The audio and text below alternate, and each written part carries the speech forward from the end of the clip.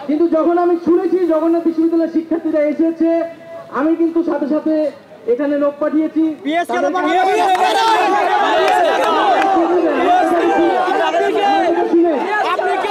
আমার কথা কি শুনে, আমি এটা আমার সংশ্লিষ্ট মন্ত্রণালয়ের কাজ ছিল না, কিন্তু ফলে শিক্ষার্থীদেরকে সেই যথাযথ সম্মান কিন্তু দিতে হবে। যেটা একটা যৌক্তিক দাবি, যেটা ন্যায্য দাবি, ন্যায্য আন্দোলন, তার প্রতি সম্মান অবশ্যই প্রদর্শন করতে হবে। প্রজাতন্ত্রের সকল কর্মী সম্মান রাখতে হবে। বিশ্ববিদ্যালয় শিক্ষার্থীর কোনো অযৌক্তিক দাবি নিয়ে আপনাদের কাছে কিন্তু আসে নাই, বরং তাদেরকে যে আসতে হচ্ছে, দাবিগুলো যে তারা আসার আগেই পূরণ হচ্ছে না, এটাই তো আমাদের সকলের ব্যস্ততা।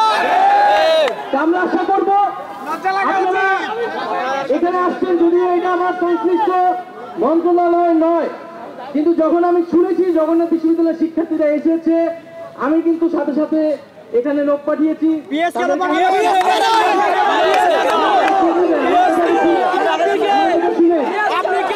আমার কথা কি শুনে, আমি এটা আমার সংশ্লিষ্ট মন্ত্রণালয়ের কাজ ছিল না, কিন্তু আমি যখন শুনেছি জগন্নাথ বিশ্ববিদ্যালয়ের শিক্ষার্থীরা এসেছে, আমি সাথে সাথে খোঁজ নিয়েছি যে কেন তাদেরকে সচিবালয় পর্যন্ত মিছিল নিয়ে আসতে হলো। এবং আমি কিন্তু একটু কথা বলি,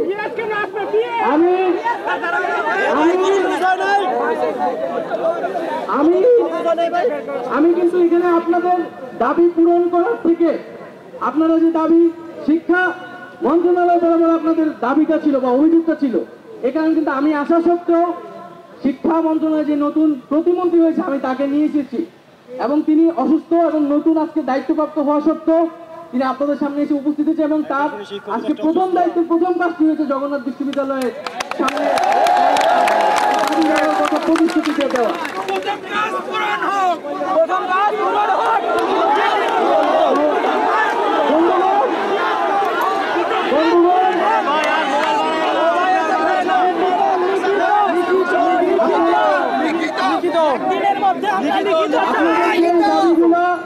ইউজিসি প্রকল্পে যুক্ত করা, পাইলট প্রজেক্টে যুক্ত করা, এবং আপনাদের ঠিকাদারির বিষয়টা আপনারা বলছেন লিখিত দিতে হবে,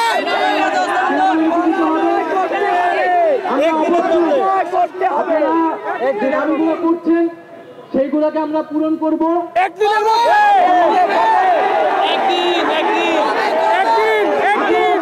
বুঝেন যে হল নিশ্চয় 3 দিনে করে দেওয়া সম্ভব না, কিন্তু 3 দিনে আমরা কি দায়িত্বটা হস্তান্তর করতে পারবো? আরেকটা বিষয়,